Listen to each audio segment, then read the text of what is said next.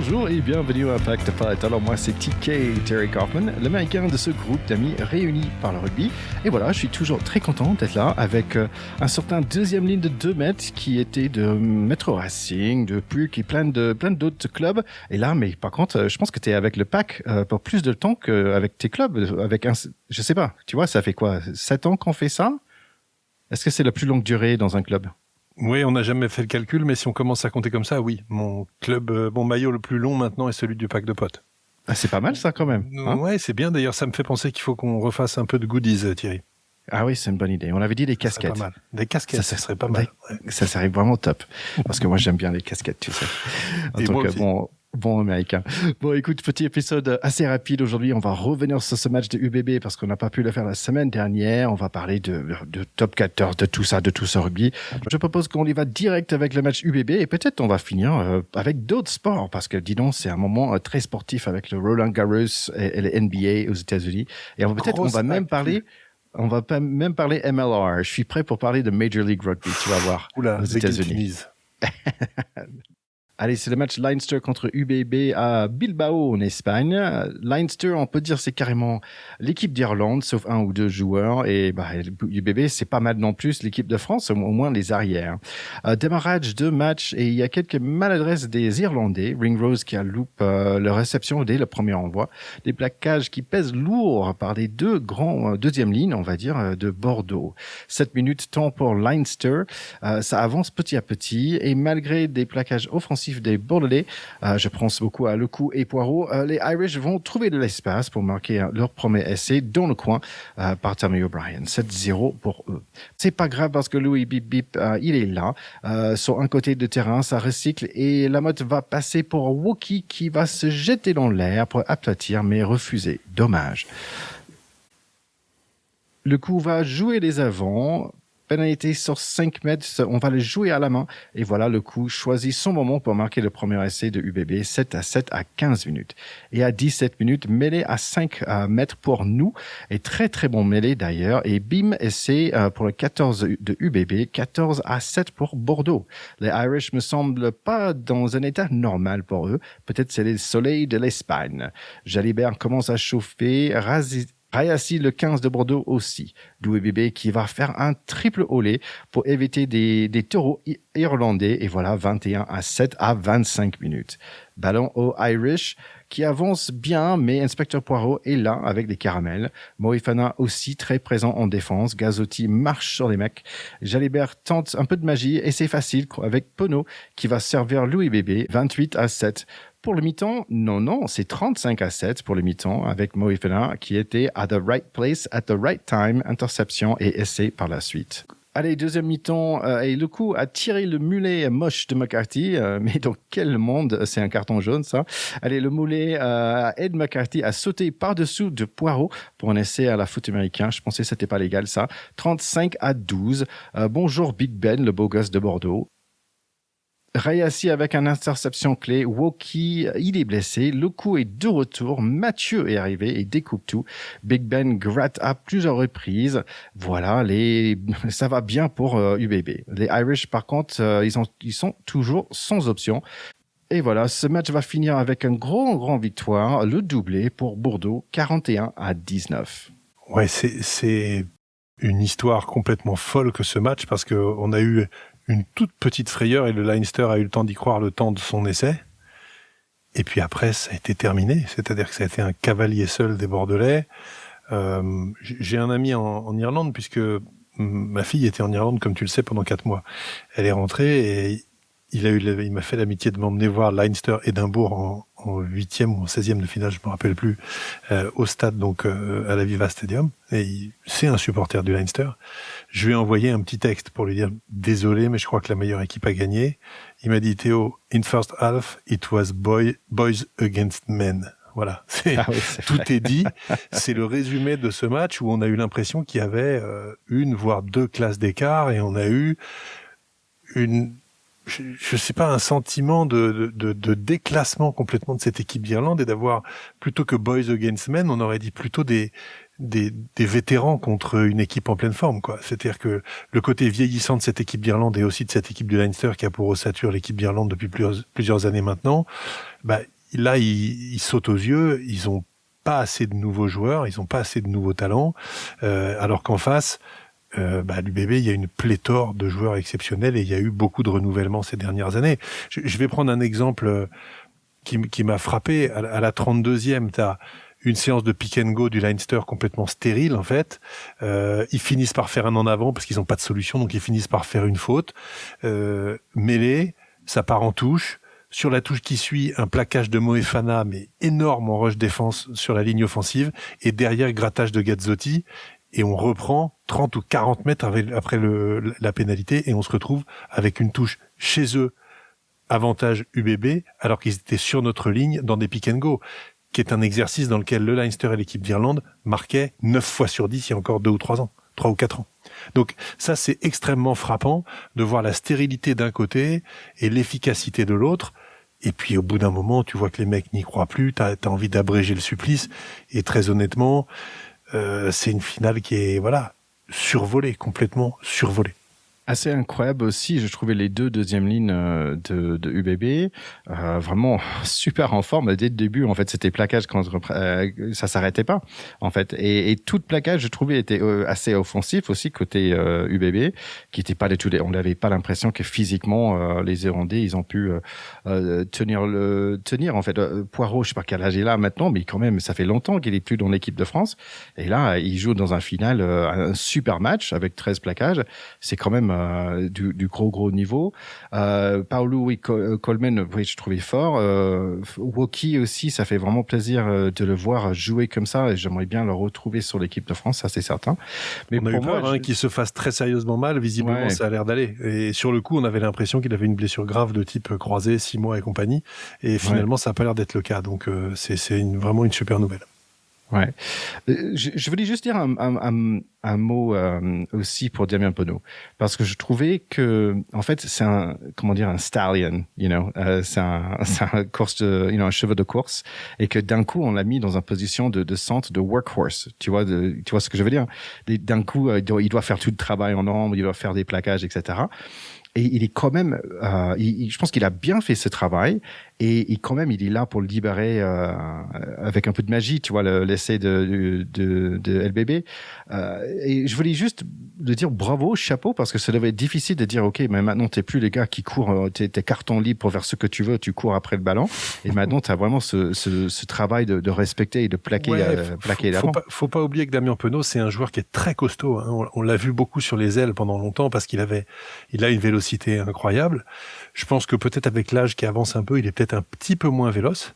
Et il faut pas oublier, c'est un joueur qui fait plus d'1m90, qui doit faire 100 kilos et quelques. Donc il a tout à fait le gabarit du 3/4 centre. Il a une excellente gestuelle, il a des cannes, il sait tout faire et au centre, il est très bon. Hein. D'ailleurs, il marque un essai en faisant un petit coup de pied, une espèce de défense, il récupère le ballon lui-même, etc. et il redonne derrière. Ça fait à ce moment-là, je crois, 28 points d'affilée que marque l'UBB. Donc il participe pleinement à cette domination, faite aussi de puissance physique au centre du terrain à laquelle il contribue. Et ce que j'ai lu aussi, c'est qu'il a fait preuve d'un état d'esprit totalement exemplaire quand Yannick Bru lui a dit « tu vas te recentrer de l'aile au centre ». Et comme tu le dis très justement, t'as beaucoup de joueurs qui auraient pu dire je vais surtout changer de club parce que on me parle pas comme ça. Voilà, je suis le meilleur marqueur de l'équipe de France en jouant à l'aile, machin, etc. Donc tu vas pas me la faire à l'envers. Bah si, en fait, il a mangé un peu son chapeau, je pense, comme on dit. Nouvelle expression pour ton dictionnaire, Thierry. Ouais, et puis il s'est remis en question et il fait le job. Donc maintenant, sur la suite de la saison de l'UBB, et on va en parler après, toute la question est de savoir si ils vont réussir à se qualifier. Voilà, parce que ce serait quand même assez incroyable que l'équipe 2 fois championne d'Europe, qui a la main mise sur le rugby européen, ne soit pas dans les playoffs du championnat de France. Et ça en dit très très long sur la domination du rugby français sur l'Europe. Ouais. Et le coup était l'homme de match, bon, mérité, mais aussi, sinon, c'est Moefana, pour moi, il avait 16 plaquages, mais des gros plaquages aussi, et vraiment, il a eu son essai aussi. Voilà. Donc, match très, très sympa à voir, et tiens, je pense que l'Espagne, finalement, c'est pas un mauvais endroit pour regarder un peu de rugby en été. Tout à fait.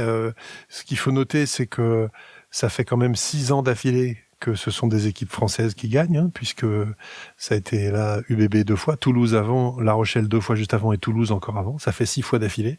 On gagne 2 fois là le tournoi Destination. Le challenge européen, c'est également une équipe française qui l'a gagné, Montpellier contre l'Ulster, une autre équipe irlandaise. C'est pas une domination en ce moment, c'est vraiment un écrabouillement de la concurrence européenne par les clubs français, ce qui est pas forcément une bonne nouvelle parce que tout simplement les compétitions, quand elles sont moins disputées, elles sont moins intéressantes, hein, et quand elles sont moins intéressantes, elles sont moins diffusées, elles génèrent moins de revenus, de droits télé, etc. Et c'est quand même un petit peu préoccupant que les autres équipes ne parviennent pas à rivaliser à ce point-là. Le top 14, bien sûr, est un championnat très très exigeant et on dit que c'est aujourd'hui le meilleur championnat du monde et on voit à quel point il est disputé et à quel point les matchs sont qualitatifs, hein, on va y revenir. Le salary cap du top 14, c'est 11 millions d'euros. Le salary cap de la Premiership, c'est 7,4. Donc c'est aussi une question de gros sous et de capacité des équipes à attirer des talents. Et je pense que là-dessus, le modèle irlandais où on préserve les joueurs, ils sont à la fois en équipe nationale et en province, ils jouent moins. Mais en fait, ça préserve leur fraîcheur physique. Mais je pense que ça limite aussi leur compétitivité parce qu'ils sont exposés à moins de concurrence féroce. Mais c'est marrant parce que j'ai l'impression que tu n'es pas content qu'on gagne. C'est pas ça que tu dis, je sais, mais... Non, je suis évidemment super content. Je pense que c'était d'abord pleinement mérité parce que l'UBB a fait des phases finales remarquables. Ils ont quand même sorti le Stade Toulousain à nouveau. Ils méritaient pleinement leur place. Ils ont battu une autre équipe anglaise après, Bath, en demi-finale, etc. Donc je trouve que c'est absolument mérité et j'aime beaucoup cette idée de faire des doublés. Maintenant, ça devient un petit peu la mode pour les clubs français.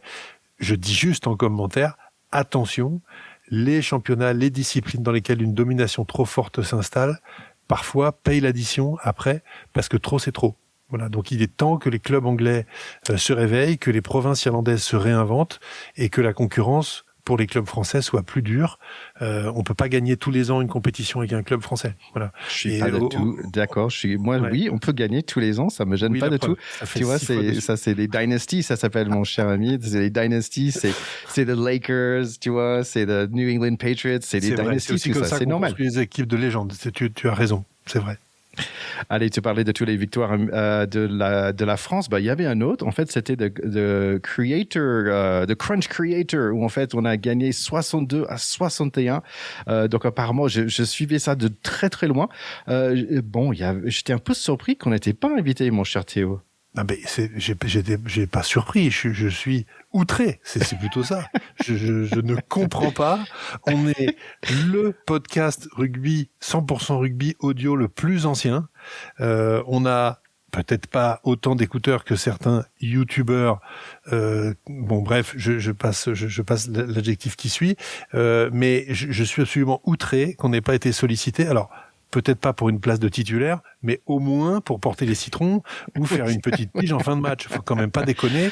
Donc là-dessus, je pense qu'il est temps de remettre l'église au milieu du village et qu'on va s'occuper de leur cas. Ouais, mais je pense que le problème, c'est ancien, comme tu dis, parce qu'à 51 ans, je pense pas que je mettrai les trucs pour faire des plaquages avec Armitage et Bastereau. Il est pas petit, Rougerie, quand même, hein, t'imagines t'imagines en face, c'est juste un mec, tu vois, Instagrammeur, tu as Bastereau en face. Ouh là là, ça devrait faire mal quand même. Non, alors pour être très honnête, j'ai pas vu le match, j'ai juste vu le score et le déroulement. Donc ils ont gagné avec la transformation 62-61 tout à la fin. Et visiblement, c'était quand même assez délirant ce truc. Ouais. Donc je suis assez bluffé par le gars qui a eu l'idée de faire ça. Et en plus, c'est lui qui tape le coup de pied de la gagne. Le coup de pied final, c'est complètement improbable. C'est le rêve. C'est un scénario complètement rêvé. Mais 62-61, ça veut dire quand même que des deux côtés, c'était un petit peu les portes de saloon en défense. Hein. Ouais, faut quand même, ça fait beaucoup quand même, hein, 123 points dans un seul match. Mais je suis pas certain. Je pense que j'ai perdu mes crampons au cas où s'ils demandent. Mais comme tu dis, on peut porter l'eau et il y a aucun problème. Exactement. Porter le tea, médic. Moi, je peux mettre toutes les chasubes du monde, hein, mais effectivement, j'ai pas envie de prendre Aurélien Rougerie, même à 45 ans. Non. Dans la gueule. Non. Je- Allez, rapidement, Amélie n'est pas là avec nous ce soir, mais il y a du match ce week-end. En fait, il y a les deux playoffs, des semi-finales, pardon. Il y aura Toulon contre Bordeaux. Tout ça, ça va être le 7 juin. Et pardon, il y aura Toulon contre Bordeaux et Toulouse contre ASM Romania. Oh là là, Romania. Voilà, c'est les quatre leaders de ce pool qui sont là depuis très longtemps dans les top 4. Donc voilà, donc ça c'est le 7 pour les semi-finales. Et en fait, c'est intéressant aussi parce que bon, en gros, on voit que ces quatre équipes-là, ils gagnent dans tous les différents stats, qui est aussi meilleure attaque et meilleure défense. Meilleure attaque quand même, Stade Toulousien bien devant, 750 points. Deuxième place, c'est Stade Bordelais 580. Il y a quand même, ils sont quand même bien loin devant. Ouais, tout à fait. C'est quatre équipes qui dominent quand même ce championnat. Donc c'est pas du tout surprenant que ce soit ça les demi-finales. Maintenant, je pense que c'est quand même relativement ouvert. Et on aura, j'espère, les commentaires d'Amélie pour nous dire un petit mot sur les phases finales. Allez, on va parler un peu de top 14. J'imagine que tu as regardé le match Racing ce dernier week-end. Ils m'ont fait rêver, sans blague. Ça a l'air pas mal. Hein. C'était un match exceptionnel. Je ne comprends pas comment l'ASM a pu passer autant au travers. Et la seule explication, c'est que le Racing a fait une performance mais majuscule. Franchement, je les ai jamais vus aussi forts depuis longtemps. Et là, si jamais ils arrivent à accrocher le bon wagon, honnêtement, avec cette équipe-là, s'ils enchaînent les 2-3 performances, c'est hallucinant. Ils peuvent être champions. Ils sont injouables. Hier, ils ont été absolument injouables. C'est pas compliqué. Tout le monde a été excellent. Devant, la charnière excellente. Léo Carbonneau, c'est sa première année en top 14. Il joue. C'est un papa. Il a un coup de pompe gigantesque. Et alors, derrière, Tuisova et compagnie. Mais je pense que c'est l'enfer de défendre en face. C'est l'enfer. Voilà. Donc, franchement, j'ai été moi très content pour le Racing et en même temps déçu parce que pour l'ASM, parce que l'ASM est une équipe que j'aime bien, que j'ai toujours bien aimée, et je trouve que là c'est presque peut-être une histoire de fin de cycle de Christophe Furios là-bas, parce que c'était un 8e de finale, ils le savaient, il fallait absolument qu'ils gagnent. Ils ont un stade plein comme un œuf, des supporters fidèles, ils ont leur destin entre les mains et ils se font rouler dessus à domicile. Donc je pense que c'est une défaite qui va faire extrêmement mal dans les têtes. En plus, ils se déplacent à Bordeaux la semaine prochaine.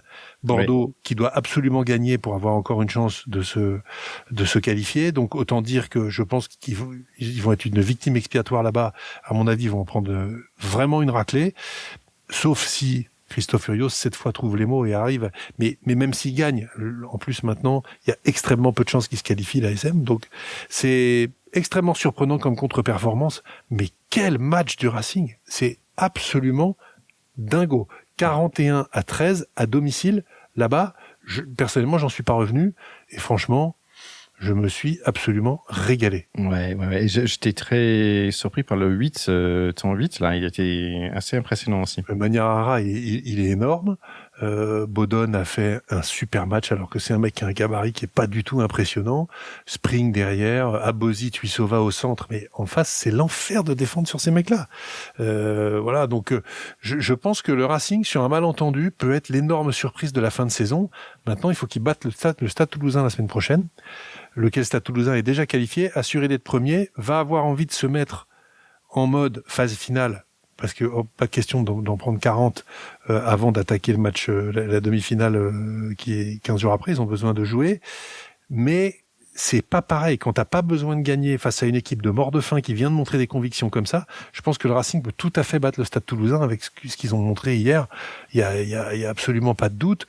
À côté de ça, Bordeaux, s'ils battent Clermont, c'est pareil. Ils resteront dans les 6 parce que tout simplement, ils pourront pas être rattrapés par La Rochelle, à moins qu'ils ne gagnent sans bonus et que La Rochelle gagne avec le bonus en recevant le Stade Français. Donc ça va quand même être chaud. Écoute, dans le week-end dernier, on a quand même eu La Rochelle qui a marqué 71 11 contre Montauban. Ça devrait faire mal pour eux parce que ça fait 2 semaines à la suite, ils ont plus de 70 points dans le gueule. C'est pas drôle. Perpignan, j'étais content, mais ils ont battu Castres. Par contre, Stade Français, ils sont limite ex-aequo pour le deuxième place avec Montpellier. Ils ont battu Bayonne, Montpellier qui a battu Pau. Assez étonnant aussi parce que Pau est en grande forme en ce moment.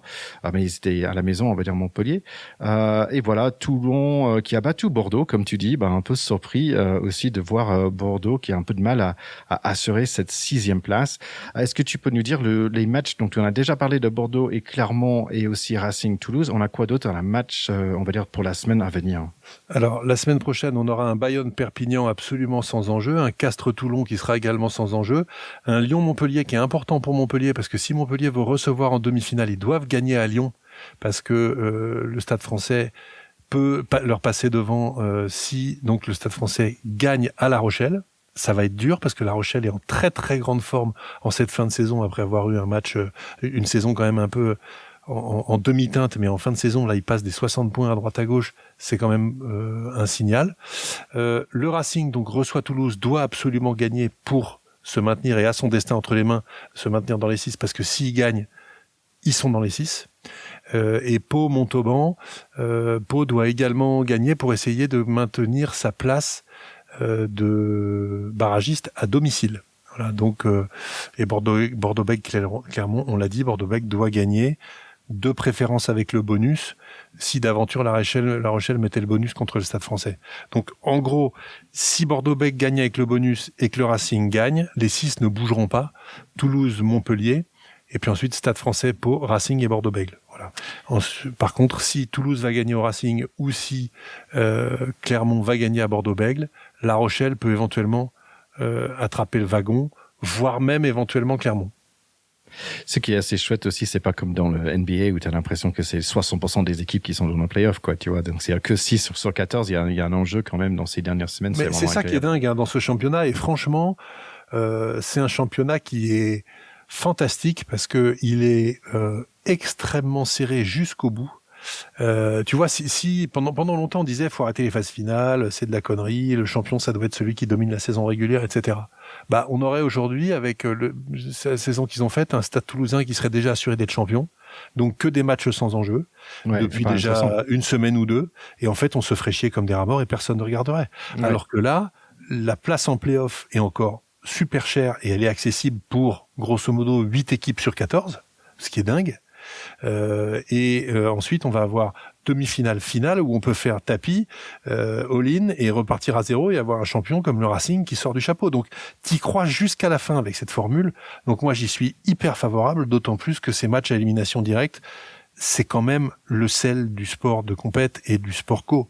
C'est quand même l'élimination directe en confrontation en mano à mano. Donc moi j'adore cette formule et je suis bluffé par ce championnat. Écoute, une chose c'est sûr, ces Montauban vont pas être là l'année prochaine. En fait, on ne sait pas encore qui va la remplacer. Dans le Pro D2, quand même, il y avait Oyonnax qui a battu Valence. Donc moi, j'étais assez content parce que j'habite pas si loin de Oyonnax. Donc je me disais, ouais, si Oyonnax passait, je peux regarder encore des matchs de top 14 là-bas. Ça serait assez sympa. Mais non, ils ont perdu contre Vannes 48-7 dans la demi-finale. Dans l'autre côté, il y avait Provence qui a battu Brive sans trop de problèmes 39-21. Et aussi 36-28 contre Colombier. Donc voilà, ça nous donne un final pour ce week-end. Ça va être Vannes contre Provence. Non, pas pour dire qui va gagner, mais est-ce que tu as une préférence? Je sais que Vannes, c'était ton chouchou il y a un an. J'ai une préférence parce que Vannes... D'abord, mérite complètement de remonter en top 14. Ils sont descendus pour un cheveu l'année dernière. Ils avaient fait une remarquable saison en top 14. Ils ont dominé de la tête et des épaules ce championnat de Pro D2. Et très honnêtement, ce serait un accident industriel qui gagne pas en finale. Ils sont au-dessus du lot. Mais ça reste 15 mecs, enfin 23 contre 23 sur un match. Donc ça peut basculer. Et Provence Rugby a effectivement plutôt déjoué les pronostics parce que Colomiers avait fait plutôt une meilleure saison régulière et était plutôt favori de cette demi-finale. Donc attention à la marche, et on sait que la dernière marche est parfois la plus difficile, mais je suis évidemment pour Vannes, d'abord parce qu'il le mérite encore une fois, et d'autre part parce que ça tout simplement ça sanctionnerait les grands progrès du rugby breton. La Bretagne n'a jamais été une grande terre de rugby pour plein de raisons, mais là depuis quelques années, ce stade de Vannes qui fait rentrer les équipes au son de la bombarde, respecte les buteurs à sa propre identité bretonne, blanc et noir, l'hermine et tout le machin.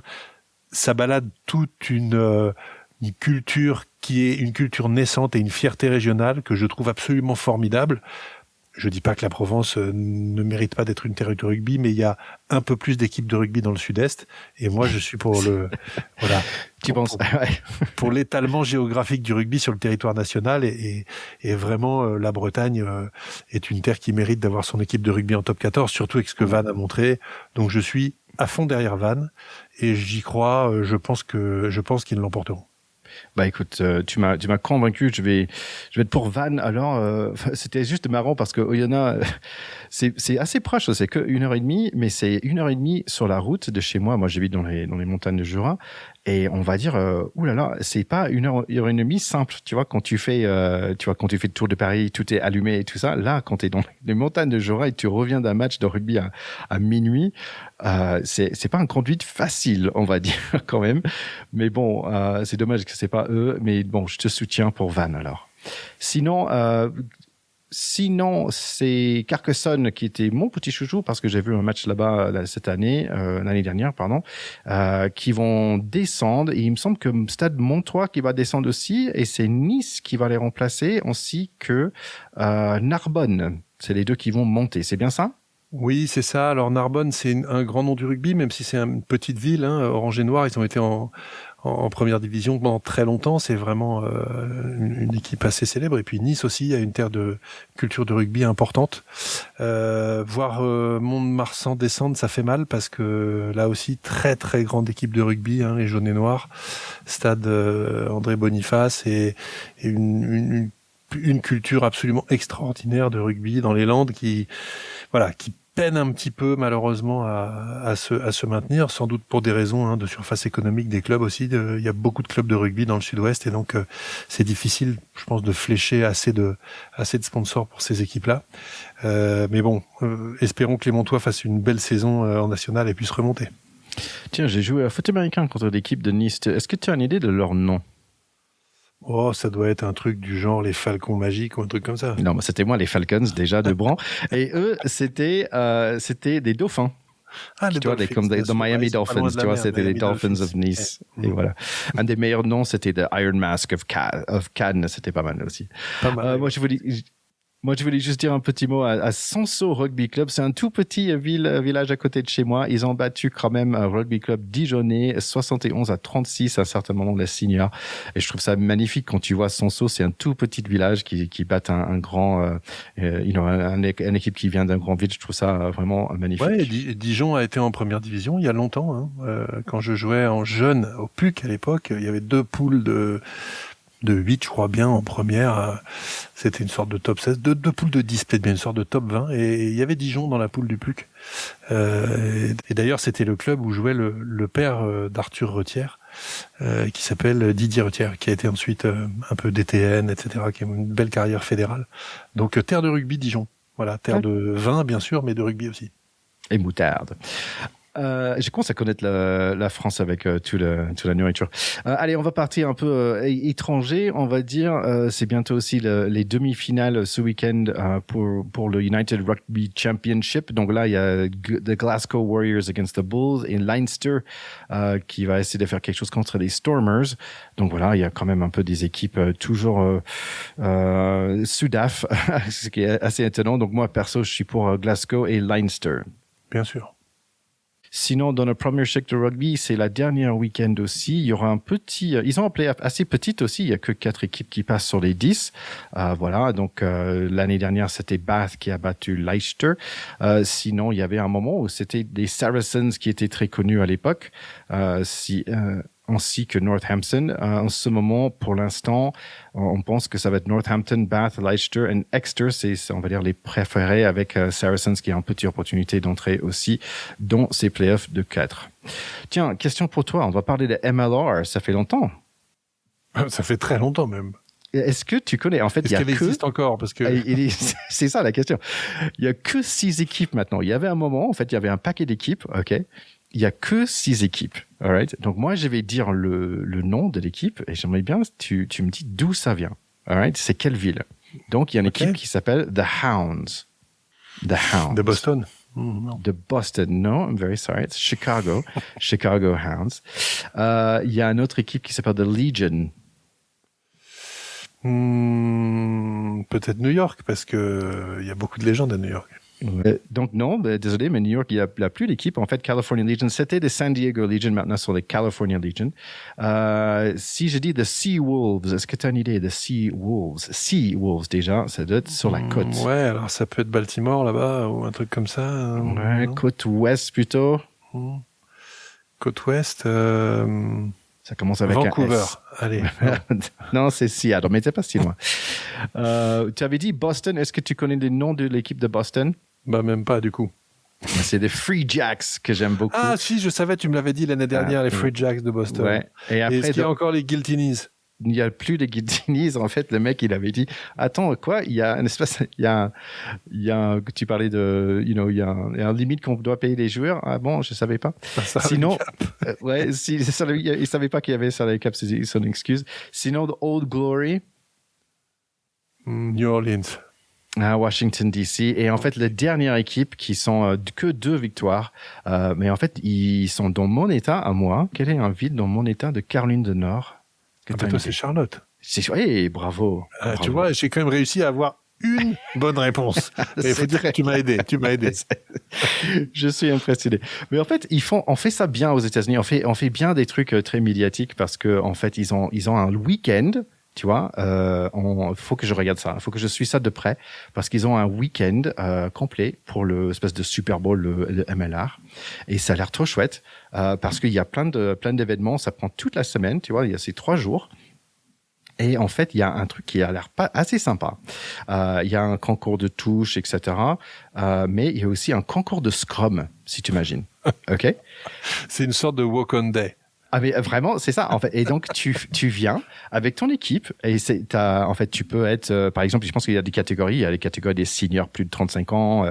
Je connais pas tout hein, mais ça a l'air assez sympa où en fait c'est double élimination, c'est comme des sumo, tu vois.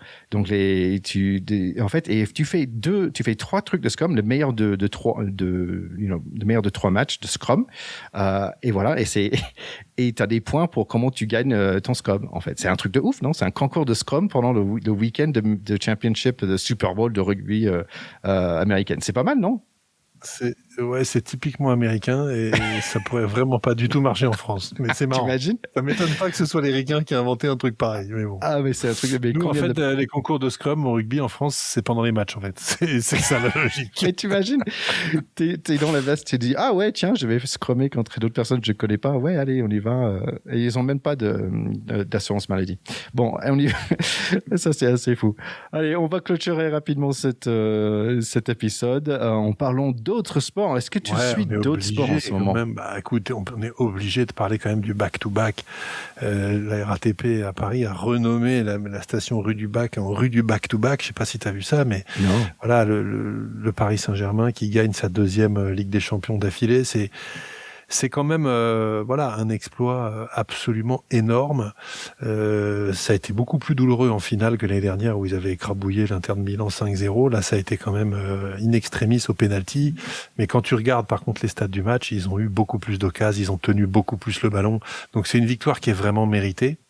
Et je trouve que cette équipe, avec ce qu'elle a réalisé depuis 2 ans, c'est ce que je disais la dernière fois, on en discutait avec des copains, c'est une équipe qui réconcilie avec le foot. C'est-à-dire que le PSG a été à un moment l'image complètement foireuse du foot business où on met que du pognon, on empile des stars, on se rappelle même pas que c'est un sport, on veut juste faire des photos avec des mecs avec des lunettes de soleil et puis croire que les millions et les titres vont tomber tout seuls.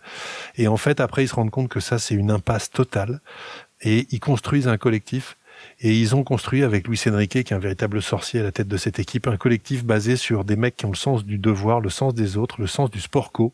Et ça a beau être des milliardaires en short, ils sont remarquables dans l'état d'esprit et dans ce qu'ils montrent. Donc moi, c'est vraiment, j'aime le foot en étant moins fan que de rugby, mais voir jouer ce PSG est quelque chose qui me réconcilie complètement avec cette discipline. Bien entendu, je suis complètement dépité de voir qu'il y a encore des abrutis qui ont cassé plein de trucs au lieu de se réjouir. Et ça, c'est un tout autre sujet.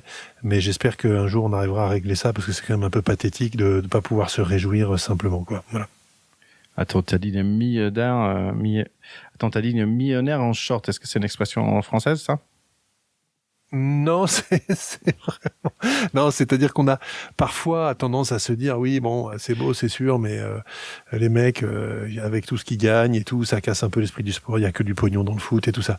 C'est vrai que c'est c'est le premier sport mondial, etc. Donc c'est une discipline qui véhicule énormément d'argent et d'enjeux financiers. Néanmoins, je trouve que cette équipe-là arrive à montrer que ce qu'ils font, c'est du sport. Voilà, et c'est du sport, et c'est du sport co, et ils ont le sens vraiment de l'entraide et du collectif. Je trouve ça absolument formidable. Moi, j'aimerais bien parler de d'autres millionnaires en short aussi, mais short un peu plus longues, c'est des joueurs de NBA. Je suis pas sûr si tu sais, mais c'est des playoffs en ce moment. Et là, on est... Ah bah oui, je suis ça avec plaisir en fait de voir en fait bon déjà the Knicks c'est une équipe quand même, the Knicks c'est une équipe que bon déjà il y a beaucoup de New-Yorkais qui adorent, et ils ont un star Jalen Brunson que j'aime beaucoup aussi, qui n'était pas forcément censé d'être un star comme il est. Il y a un gars qui s'appelle Kat aussi, Karl Anthony Towns qui était un star sur son équipe, qui vient sur une meilleure équipe, qui devient plutôt un role player contre en fait. Et là Wemby qui a gagné le premier match, on va dire à l'extérieur. Il a gagné le dernier match, le 7e match contre OKC. Wemby qui vraiment tout le monde, c'est le final que tout le monde voulait. Tout le monde veut New York contre Wemby. Wemby the Spurs, on va dire bien sûr, mais en fait tout le monde ils sont super intéressés de voir, mais c'est qui cet alien français qui est incroyable sur le terrain et qui couvre. Alien, c'est le mot. Hein. Ah mais c'est vraiment ça. Ils ont effectivement sorti Oklahoma City au match 7, hein, donc c'est quand même très disputé. C'est pas, ils ont pas survolé, ils ont 3 partout et puis ils ont fini par gagner 4-3.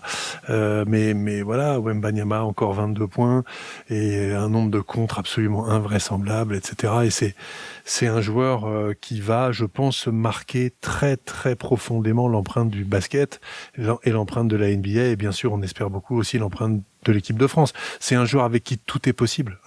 Les Français peuvent être champions olympiques avec Wembanyama s'il est en forme, et avec l'équipe qu'on va construire autour, parce qu'il est loin d'être le seul bon joueur français, mais lui, comme tu dis, c'est un alien, c'est un mec qui a des qualités complètement uniques, qui associe une taille, une science du jeu, une qualité de shoot, une qualité de dribble, ça n'a jamais été vu. Voilà, c'est un cocktail complètement unique, ouais. Et on ne sait absolument pas où va s'arrêter ce garçon. Je sais pas ce que ça va donner contre les Knicks, hein, qui est aussi une super équipe, où jouait notamment Joachim Noah il y a quelques années d'ailleurs, il a fait un beau passage là-bas. Et puis Gershon Yabusele, qui a malheureusement pas très bien réussi aux Knicks, mais c'était ce joueur que j'adore de l'équipe de France. J'espérais beaucoup qu'il ferait une grosse saison ou deux chez les Knicks, et il a pas tellement réussi. Mais Wemby contre les Knicks, c'est la finale rêvée, effectivement, et je pense que ça va faire peut-être un match 7, et puis aller un shoot à la sirène à 3 points pour gagner, et Wemby qui remporte son premier trophée. Ce serait beau. Pour finir sur le NBA, je voulais juste dire aussi sur Wemby, le truc, c'est que son leadership, en fait, c'est un gars qui est très très jeune, mais il est là vraiment il est le leader de cette équipe, et c'est vraiment incroyable. Et j'ai vu un clip où il disait, tiens, un autre jeune joueur qui est plus jeune que lui, tu vois, qui a quoi, 22 ans, et l'autre, il a quoi, 20 ans. Il dit, je suis fier de toi, tu vois, après ce match 7, et je dis, mais quel bel exemple, en fait, de leadership à 22 ans, que c'est lui le star de l'équipe, et de partager ça. Je trouve ça vraiment chouette. Donc j'espère vraiment plein de bonnes choses pour lui. En tous les cas, ça va être un final qui va être top. Je sais que tu voulais parler un peu de Roland Garros. Oui, très très vite. On a vu une hécatombe chez les têtes de série. Ils sont tous sortis. Donc ce sera un vainqueur inédit chez les garçons et ce sera surtout un vainqueur qui n'a jamais gagné aucun grand chelem. Donc ça va être de toute façon une belle surprise. Moi j'ai été vraiment extrêmement séduit par deux joueurs. Un qui est toujours en course, qui a sorti Novak Djokovic après un match d'anthologie au 5e set, qui s'appelle Joao Fonseca, qui est un Brésilien avec un coup droit qui est un coup de canon total. Et je pense que ce joueur ira très loin. Ce serait le digne successeur de Gustavo Kuerten que tous les amateurs de tennis et en particulier de Roland Garros ont adoré à la fin des années 90. Et puis Moïse Kouamé, petit Français de 17 ans, qui a été jusqu'au 3e tour, qui a perdu au 4e set contre un Chilien très expérimenté au 3e tour, un match qu'il aurait pu gagner. Hein. Il perd, je crois, au tie-break au 4e set. Et c'est un garçon qui va faire rêver les foules du tennis, parce qu'à 17 ans, avoir ce talent et ce mental, et ce qu'il a montré sur les matchs qu'il a fait, y compris des matchs en 5-7, alors qu'il n'en avait jamais fait de sa vie, etc., c'est absolument magique. Donc, peut-être la relève, enfin, de Yannick Noah, sait-on jamais, mais laissons-le grandir, il n'a que 17 ans, mais quel plaisir de voir jouer ce garçon. Et je me dis, Thierry, il est plus jeune que nos fistons, quoi. C'est un truc de malade. C'est un truc de malade. Tiens, j'avais vu le match de Djoko et en fait, c'était à 4h30 de tennis. Le mec, il en pouvait plus. Mais encore, il tapait des balles à 200 km l'heure. C'est incroyable. À 39 ans, dans un état à la fin de ce match. Il a vomi plusieurs fois pendant le 5e set. Ah ouais. Il était au bout de ce qu'il pouvait donner physiquement. Et c'est vraiment, moi, j'étais pas un très grand fan de Djoko, mais on peut pas dire autre chose, c'est vraiment le plus grand joueur de tous les temps quand on voit ce qu'il peut faire à 39 ans contre un gamin de 19. Au 5e set, il a failli gagner, hein, Djoko, il se fait sortir, mais il a failli gagner. Ils vont au 5e, ils vont, je crois, au super tie-break ou je sais plus quoi. Et Djoko balance encore des coups gagnants, mais totalement improbables, alors qu'il était éreinté physiquement. Donc c'était un des plus beaux matchs de tennis que j'ai vu depuis très très longtemps, avec peut-être un petit clin d'œil en passation de pouvoir avec Djoko, sans doute qu'il reviendra pas à Roland-Garros, ou alors qui en tout cas probablement ne le gagnera pas. Peut-être qu'il reviendra à 40 ans l'année prochaine, mais pour le gagner, ce sera quand même très compliqué. Et un joueur qui est peut-être lui à l'aube d'une carrière immense, et c'était son idole. C'est-à-dire qu'il rêvait, quand il avait 10 ans, il avait un poster de Djoko au-dessus de son lit. Voilà. Et un jour, il le bat en 5-7 à Roland-Garros. Lui 19, l'autre 39. Il y a de quoi écrire un roman, en fait, sur des choses aussi belles. Et alors, à tous les enfoirés qui veulent retirer les matchs en 5-7 au tennis pour des histoires de diffusion télé et de gros sous, je vous dis, vous êtes des crétins. Et si vous enlevez les matchs en 5-7, vous tuez l'âme de ce sport, parce que c'est ce qu'il y a de plus beau. Mais en fait, en regardant ce match-là, je me suis dit, en fait, oui, j'ai oublié que le tennis, en fait, c'est un travail d'endurance, en fait, et de douleur. C'est un truc de ouf. C'est jouer pendant Djoko était dans un état, il était un fantôme à la fin du match. Écoute, c'est tout pour nous, mais c'est pas tout pour.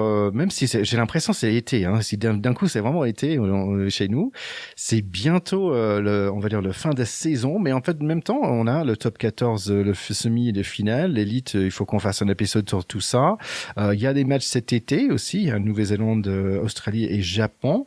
Donc peut-être on va faire 4-5 séances avant l'été démarre officiellement. Donc voilà, je vous encourage de cliquer sur ce like, cliquez sur le subscribe, allez sur le YouTube, allez sur Instagram et Facebook, et voilà, on est là, et surtout partagez avec tous vos copains ce petit podcast de rugby Pack de Potes. Voilà, et puis les mecs du Crunch Creator, si vous nous entendez, attendez-vous quand même à ce qu'on vous fasse une petite explication de texte, un de ces quatre quand on va vous croiser. Parce que le fait qu'on n'ait pas été sollicité est quand même à la limite du raisonnable. On vous embrasse. J'avais un claquage ce jour-là. Allez, à très bientôt. Ciao, ciao. Salut, bye.